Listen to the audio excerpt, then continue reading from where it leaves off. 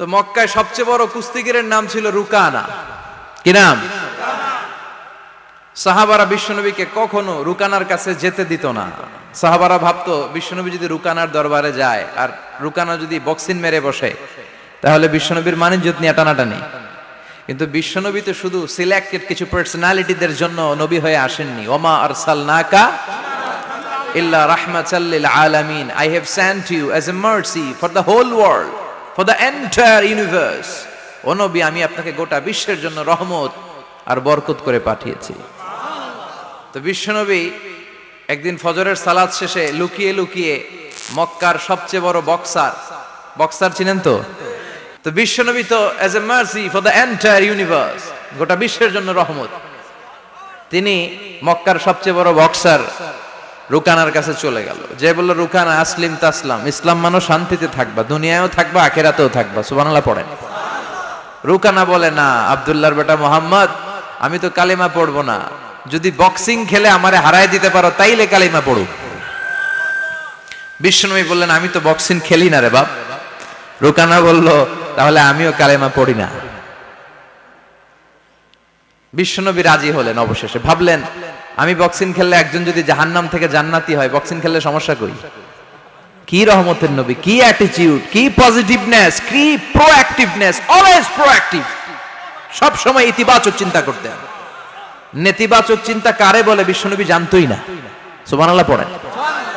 বিশ্বনবী রাজি হলেন। এবার বক্সিং খেলার পালা। রুকানা হাফ প্যান্ট পরে গায়ের মধ্যে জাইতুনের তেল মেখে এভাবে লাফাচ্ছে। আপনারা রেসলিং খেলা দেখছেন? তেল মেখে পজিশন নেয় মারার জন্য প্রতিপক্ষকে। তো বিশ্বনবী তার পজিশন নেয় না, বিশ্বনবী দাঁড়িয়ে আছেন। রুকানা বলল, মোহাম্মদ, আমি লাফাচ্ছি, তুমি লাফাও না কেন? তুমিও লাফাও। বিশ্বনবী বললেন, না আমি লাফাই না, কারণ আমি সেলাইবিহীন লুঙ্গি পরি। সেলাই ছাড়া লুঙ্গি পরে যদি কেউ লাফায়, বাতাসে সতর খুলে যাওয়ার সম্ভাবনা আছে না নাই? কি লাজুক নবী ছিলেন, কেউ বিশ্বনবীর লজ্জাস্থান জীবনেও দেখে নাই। হালিমাতুস সাদিয়ার বাড়িতে যখন বিশ্বনবী থাকতেন, হালিমাতুস সাদিয়া 5 বছর এই কুরাইশি মুহাম্মদ ছেলেটাকে লালন পালন করেছে। হালিমাতুস সাদিয়া বলল, এই 5 বছরের ব্যবধানে কোনোদিন কুরাইশি মুহাম্মদরে কাঁদতে দেখি নাই। ক্ষুধা পেলেও ছেলেটা কাঁদতো না, ব্যথা পেলেও কাঁদতো না, শুধু লজ্জাস্থানের জায়গা থেকে কাপড়টা সরে গেলে শিশু মুহাম্মদ চিৎকার দিয়ে উঠত। এবার মারামারির পালা।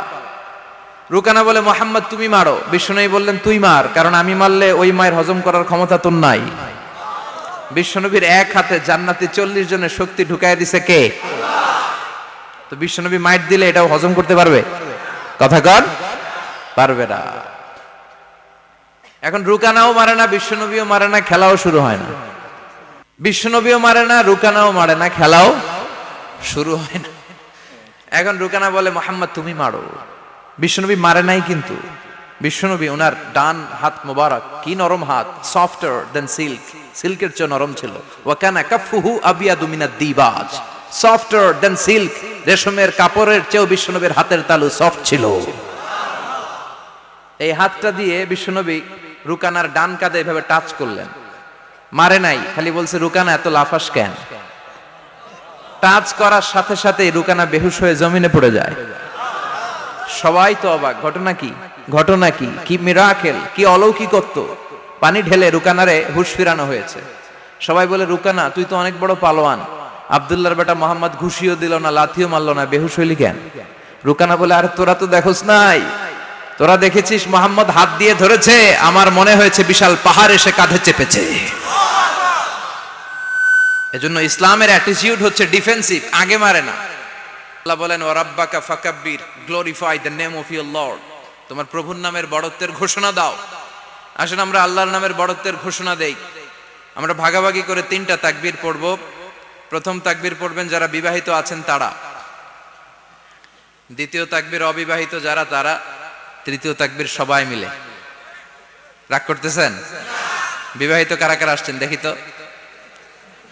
মাশাআল্লাহ, আমিও আছি আপনাদের দলে, মশির ভাইও আছে ইনশাআল্লাহ।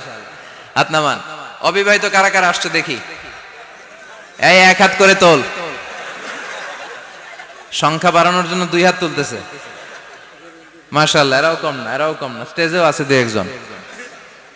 আল্লাহ এদেরকে তাড়াতাড়ি ডবল বানায় দাও। চিন্তা নাই, দেশে আমাদের বোনদের নারীদের সংখ্যা যেভাবে বাড়তেছে কপালে 2-3টা করেও জড়তে পারে। যদিও এদেশে প্র্যাকটিসটা ওইভাবে হয় নাই, কিন্তু এটা কিন্তু সুন্নাহ। এটা কি সুন্নাহ? তো আমরা প্রথমে তাকবীর পড়ব যারা বিবাহিত আসছি তারা, এরপরে তাকবীর পড়ব যারা অবিবাহিত আসছি তারা, এরপরে সবাই মিলে। তো আমি লিল্লাহি তাকবীর বললে আপনারা শুরুতে যারা বিবাহিত ভাইরা আছেন তারা তাকবীর পড়বেন। এটার উদ্দেশ্য হচ্ছে আপনাদেরকে একটু প্রাণবন্ত করে তোলা, আপনাদের ঝিমুনি আসলে, জড়তা আসলে, কাপুরুষতা এগুলো ঝেড়ে ফেলে দিয়ে যাতে কোরআন শোনার জন্য আমরা রেডি হয়ে যাই। শুরুতে বিবাহিত ভাইরা রেডি তো? কাদের পারফরমেন্স কেমন হয় আজকে দেখব। শুরুতে বিবাহিতদের পারফরমেন্স। আমি লিল্লাহি তাকবীর বললে আল্লাহু আকবার বলা যাবে? শুরুতে আমার বিবাহিত ভাইরা পড়েন লিল্লাহি তাকবীর। মাশাআল্লাহ, মাশাআল্লাহ, তাবারাকাল্লাহ। এবার অবিবাহিতদের পালা। সিঙ্গেল যারা তোমরা রেডি? ওরা কাশি দিয়ে গলা ঠিক করে নিতেছে। অবিবাহিতরা রেডি তো? বিবাহিতদের হারায় দেওয়া যাবে? এবার তোমরা তাকবীর দাও, লিল্লাহি তাকবীর। ওরে আল্লাহ, দেখাই দিছে একেবারে। মাশাআল্লাহ, তাবারাকাল্লাহ। এবার সবাই মিলে 3টা তাকবীর পড়বো। পারা যাবে মুসলমান? লিল্লাহি তাকবীর, লিল্লাহি তাকবীর, লিল্লাহি তাকবীর। আল্লাহ আমাদের তাকবীর গুলো তুমি কবুল করো। তখন তারাও বাধ্য হয়ে পড়ে আল্লাহু আকবার। তাহলে বুঝা গেল আমাদের কোনো ক্ষমতা টমতা কিচ্ছু নাই, আসল ক্ষমতার মালিক একজন। চিল্লায় বলেন তিনি কে? সে আল্লাহ বললেন তাবারাকাল্লাযী বিয়াদিহিল মুলকু ওয়া হুয়া আলা কুল্লি শাইইন কাদির। সুমহান সেই সত্তা যার হাতে ক্ষমতা, ক্ষমতা কার হাতে? সব ক্ষমতার মালিক আল্লাহ। তবে আমাদেরকে আল্লাহ কিছু ক্ষমতা দিয়েছে, এটা লিমিটেড। এটা কি? যেমন এই যে মাননীয় প্রধানমন্ত্রী ওনার দল নিয়ে, বাংলাদেশ আওয়ামী লীগ নিয়ে যে ক্ষমতায় আসলেন, কয় বছরের মেয়াদে? কোন কোন দেশে ক্ষমতায় আসে 10 বছরের মেয়াদে, আছে না নাই? আল্লাহ আসছে কয় বছরের মেয়াদে? 30 বছর, 40 বছর। আল্লাহর ক্ষমতার মেয়াদ 100 বছর। এরপরে রিনিউ করা লাগবে। এটা কথা বলেন। আল্লাহ বলেন হুয়াল আউয়ালু ওয়াল আখিরু ওয়াল যাহিরু ওয়াল বাতিন ওয়া হুয়া বিকুল্লি শাইইন আলিম। আমি প্রথম, আমি শেষ, আমি প্রকাশ্য, আমি গোপন। ঠিক কি না? প্রথমে আল্লাহ আল্লাহ, শেষেও আল্লাহ আল্লাহ, আকাশে আল্লাহ আল্লাহ, জমিনে আল্লাহ আল্লাহ। সবাই পড়েন প্রথমে আল্লাহ আল্লাহ, শেষেও আল্লাহ আল্লাহ, আকাশে আল্লাহ আল্লাহ, জমিনে আল্লাহ আল্লাহ। নিখিল জাহান গায়ে গুণগান তার নামে গায়, আমরাও গাহি তাআলা হামদে বারি তাআলা, হামদে বারি তাআলা, হামদে বারি তাআলা। সুবহানাল্লাহ পড়েন। আল্লাহ বলে আমার ক্ষমতা তোদের মতো 5 বছরের মেয়াদে না, 10 বছরের মেয়াদে না, 20 বছর 30 বছরের মেয়াদে না। আমি চিরকালের জন্য ক্ষমতার চেয়ারে বসা। চিরকালীন মেয়াদ, সৃষ্টির সূচনার আগ থেকে তিনি আছেন, অনাদিকাল পর্যন্ত তিনি থাকবেন। তার ক্ষমতার মেয়াদ আনলিমিটেড মেয়াদ। চিৎকার করে বলেন ঠিক কিনা? আবার পৃথিবীর অনেক দেশে দেখবেন ডেমোক্রেটিক সিস্টেমে, আমাদের দেশেও তো গণতান্ত্রিক সিস্টেমে ভোটাভুটির মধ্য দিয়ে ক্ষমতায় আসে না। যাদেরকে ভোট দেওয়া হয় বেশি তারা ক্ষমতায় চলে যায়। আল্লাহ তো ভোটে আসছে ক্ষমতায়। কথা কন তো কেমনে আসছে? কারচুপি করে। কথা বলেন। আল্লাহ ভোটে আসা লাগে নাই, কেউ তাকে ভোট দেওয়া লাগে না। আবার অনেক দেশে আছে মোনার্কি সিস্টেম, রাজতন্ত্র, রাজার পোলা রাজা। আল্লাহর বাপ ছিল রাজা, এই জন্য আল্লাহ রাজা। কথা বলেন না, আল্লাহ রাজতন্ত্রের সিস্টেমেও আসে নাই। আবার অনেক দেশে আছে ডিক্টেটরশিপ, একবার ক্ষমতা পাইলে মাগার চেয়ার ছাড়ে না। আছে না নাই? 20 বছর 30 বছর চলতেই থাকে। আছে না নাই? আল্লাহ কি এই সিস্টেমে আসছে? আল্লাহর ক্ষমতার সাথে পৃথিবীর কারো ক্ষমতার কোনো মিল নাই। চিৎকার করে বলেন ঠিক কি না? আবার অনেক দেশে কোয়ালিশন করে ক্ষমতায় যেতে হয়, জোট করে। জোটের রাজনীতি এ দেশে আছে না নাই? 4 দলীয় জোট, 10 দলীয় জোট, 14 দলীয়, 18 দলীয়, 20 দলীয়, মহাদলীয়, মহাজোট, সামনে হবে মহাজোট। কথা ঠিক কিনা বলেন? তো আল্লাহ কিরকম জোট করে আসা লাগছে? কথা বলেন। তার মানে আল্লাহর ক্ষমতা আমাদের ক্ষমতা এক নয়। আবার পৃথিবীর অনেক দেশে গণ অভ্যুত্থানের মাধ্যমে অনেককে ক্ষমতা থেকে নামানো হয়, ঠিক কিনা? গণ অভ্যুত্থান হয় না, সেনাবাহিনীরা কু করে না, মিলিটারি কু করে ক্ষমতা থেকে নামায়। তো আমরাও যদি আল্লাহর বিরুদ্ধে একটা আন্দোলন করি, আল্লাহ তো নেমে যাবে, নামানো যাবে না? আচ্ছা, আমরা পারলাম না, জিনেরা যদি আমাদের সাথে যোগ দেয়, মানুষ জিন ভাই ভাই, আল্লাহর রক্ষা নাই। কথা বলেন, তাও পারা যাবে না। ফেরেশতারাও যদি কয় আমরাও মানি না, তাইলে তো শেষ আল্লাহর গদি। আল্লাহ বলে গোটা বিশ্বের সবাই মিলে যদি আমার বিরুদ্ধে আন্দোলনে নেমে যাস, আমার ক্ষমতার বিরুদ্ধে যদি মিছিল দেয়া শুরু করে দিস, আমার ক্ষমতার 1 ইঞ্চিও কমাতে পারবি না। সুবহানাল্লাহ পড়েন। এজন্য আল্লাহ বললেন তাবারাকাল্লাযী বিয়াদিহিল মুলকু ওয়া হুয়া আলা কুল্লি শাইইন কাদির। সুমহান সেই সত্তা যার হাতে ক্ষমতা, ক্ষমতা কার হাতে? আবার দেখবেন পৃথিবীর অনেক দেশের রাজা সিস্টেম, যেখানে বয়সের ভাড়া যখন নুজ্জ হয়ে যায়, 80-90 বছর বয়স হয়ে যায়, স্বেচ্ছায় ক্ষমতা ছেড়ে দেয়, ছেড়ে দিয়ে রিটায়ারমেন্টে যায়। কথা কন, শোনেন নাই মনে হয়? আছে না নাই? অনেক রাজা স্বেচ্ছায় ক্ষমতা ছেড়ে দিয়ে রিটায়ারমেন্টে যায়, বয়সের ভারে নুজ্জ। তা আল্লাহ তো ওই কবে থেকে ক্ষমতায়, বুড়ো হয়ে গেছে না? কথা কন, এখন আল্লাহর চলতে লাঠি লাগে, আগের মতো ক্ষমতা নাই, চোখে সানগ্লাস লাগে, পাওয়ারওয়ালা গ্লাস ছাড়া আল্লাহ মনে হয় দেখে না। কথা কন, যেই ফেরাউনকে আল্লাহ সাগরের জলে ডুবিয়ে মারলো, যেই নমরুদকে আল্লাহ শেষ করে দিল, যেই কারণকে আল্লাহ শেষ করে দিল, সে আল্লাহ আজও আগের ক্ষমতা নিয়ে আছে না নাই?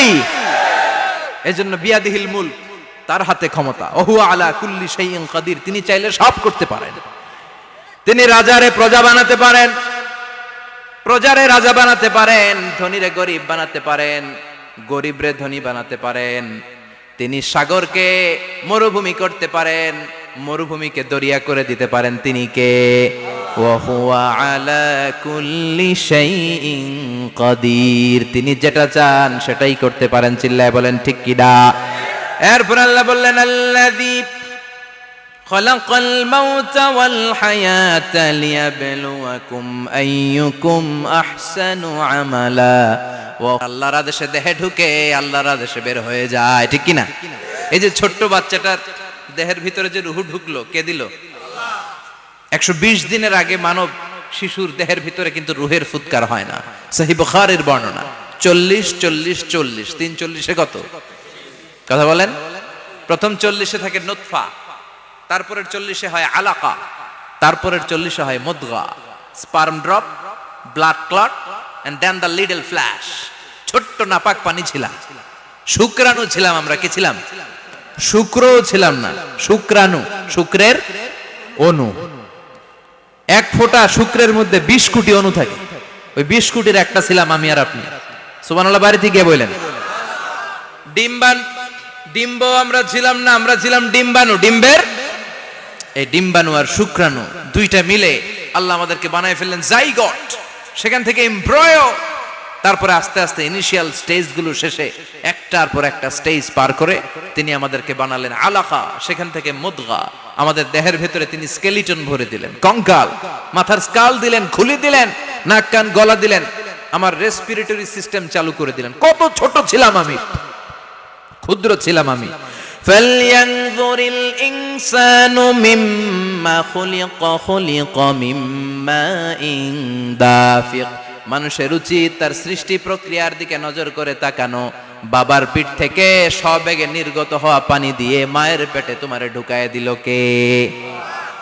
নাপাক পানি থেকে ছোট্ট ব্যাঙ্গাচির মতো ছিলাম, জোকের মতো মায়ের জরায়ুর দেয়ালে লেগেছিলাম।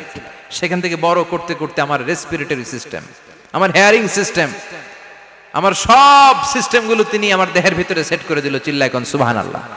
120 দিনের সার্টেন পিরিয়ড শেষে তিনি দেহের ভিতরে রুহের ফুৎকার দিলেন। দেয়া মাত্রই আমার রুহুতে ধপ ধপ ধপ শুরু হয়ে গেছে।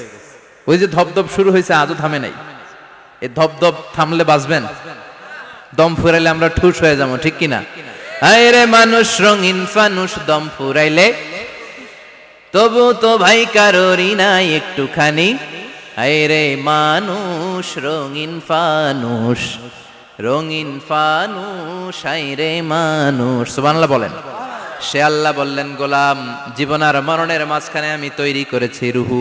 পৃথিবীর বিজ্ঞানীরা সব বানাতে পারে, কম্পিউটার বানাতে পারে, প্লেন বানাতে পারে, হেলিকপ্টার বানাতে পারে, রকেট বানাতে পারে, কিন্তু গোটা বিশ্বের সব বিজ্ঞানীরা মিলে কি রুহু বানাতে পারে নাকি? কথা বলেন। গত বছর সোফিয়া নামে একটা রোবট আসছিল না? কথা কন। ওটা মাথা উঁচু করে নিচু করে কথা বলতে চায়, মানুষের মতো হতে চায়। আসলে কি মানুষ? ওটার মধ্যে কি রুহু আছে? রুহু বানাইতে পারবে কেউ? এই রুহু নিয়ে যে কত গবেষণা, মুমূর্ষ রোগীদের উপর গবেষণা চালিয়েছে অনেক।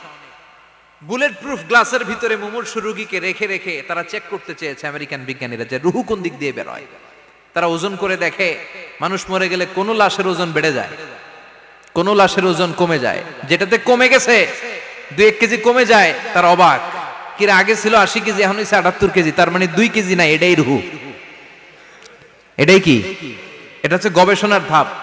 অনেকগুলো মডিউল তারা আনে, অনেক মুমূর্ষ রোগীকে গ্লাস ফিটিং করা, ইন্টেন্সিভ কেয়ারে রেখে তারা অবজার্ভ করে, আর অক্সিজেন মাস্ক খুলে দিয়ে তারা দেখে যে লোকটা ছটফট করে কিভাবে মরে। মরার আগে ওজন মাপ ছিল 80 কেজি, মরে গেছে পরে আবার ওজন দিয়ে দেখে 78 কেজি। কমছে কয় কেজি? বিজ্ঞানে কয় পাইছি। সবাই কয় কি পাইছো? কয় রুহু। কই পাইলেন? কয় আগে 80, এখন 78, 2 কেজি। রুহুর ওজন কয় কেজি? তো বিজ্ঞানীদের সিস্টেম হচ্ছে, যে কোনো একটা বিষয়ের উপর গবেষণা চালালে তারা পূর্ণাঙ্গ ডিসিশনে পৌঁছতে পারে না। They couldn't jump to the final conclusion just on one module, based on one module. They cannot do it. তাদের অনেকগুলো মডিউল আনতে হয়। তারা আবার নমুনা আনলো আরেকটা, মুমূর্ষ রোগী, অক্সিজেন চেম্বার লাগানো, মাস্ক লাগানো, এটা খুলে ফেললে মরে যাবে। বুলেট প্রুফ করা গ্লাসের ভিতরে ঢুকিয়ে, এটার ওজন মাপ, এটার ওজন 60 কেজি। এবার মাস্ক খোল, মাস্ক খুলছে ছটফট ছটফট করে, এটা শেষ। এবার মাপ দেখ, এবার মাইপা দেখা গেছে 63 কেজি। কয় কেজি বাড়ছে? এক একটার এক এক সিস্টেম হইতেছে, কোনোটা কমে, কোনোটা বাড়ে, কোনোটা কিচ্ছু হয় না। সবাই কয় তাইলে আপনি রুহু পাইলেন কই? আগেরটা কম ছিল, মনে করছিলেন 2 কেজি কমছে, ওইটাই রুহু, এখন 3 কেজি বাইরে গেছে, মিলাইবেন কি দিয়া? কথা কন। আল্লাহ ডেকে বলে, গোলাম, কিয়ামত পর্যন্ত একটার পর একটা মুমূর্ষ রোগীকে বুলেট প্রুফ গ্লাসের ভেতরে ঢুকাতে পারবি, গবেষণা করতে পারবি, মাগার রুহু খুঁজে পাবি না। চিল্লায় বলেন ঠিক কি না? কারণ এই রুহুর মালিক কে? সে আল্লাহ বললেন, আল্লাযী খালাকাল মাউতা ওয়াল হায়াতা লিয়াবলুয়াকুম আইয়ুকুম আহসানু আমালা। জীবন আর মৃত্যু বানালাম তোমাদেরকে পরীক্ষা করার জন্য। পরীক্ষা আছে না নাই? গোটা দুনিয়াটাই পরীক্ষা। আল্লাহ যারে পছন্দ করে বেশি, তার পরীক্ষাও। আসাদুন নাসি বালাআন আল আম্বিয়া। এই পৃথিবীতে আল্লাহ সবচেয়ে বেশি বালা মুসিবত দিয়ে পরীক্ষা করেছেন নবীদের। কারণ নবীরা আল্লাহর কাছে কম প্রিয় না বেশি প্রিয়? যেহেতু প্রিয় বেশি, পরীক্ষাও। এজন্য মুমিনের উপর যদি পরীক্ষা আসে, মুমিনের উপর যদি অত্যাচার আসে, মুমিনের উপর যদি ধৈর্যের পরীক্ষা আসে, জেল জরিমানা আসে, মুমিন ওইটারে ভয় পায় না। মুমিন ভয় পায় একজনকে। চিল্লায় বলেন তিনি কে? কারণ আল্লাহর ঘোষণা, ওয়ালা তাহিনু ওয়ালা তাহজানু। ঘোষণাটা কার? ভয় নাই, তোদের চিন্তা নাই। আনতুমুল আ'লাউনা ইন কুনতুম মুমিনিন। তোমরাই বিজয়ী হবা যদি মুমিন হও, যদি মুমিন হও। এজন্য ধৈর্যের পরীক্ষা দিতে হবে, আল্লাহর উপর তাওয়াক্কুল করতে হবে, অত্যাচার আর জুলুম আল্লাহর নামে সহ্য করে যেতে হবে। চিল্লায় বলেন ঠিক কি না?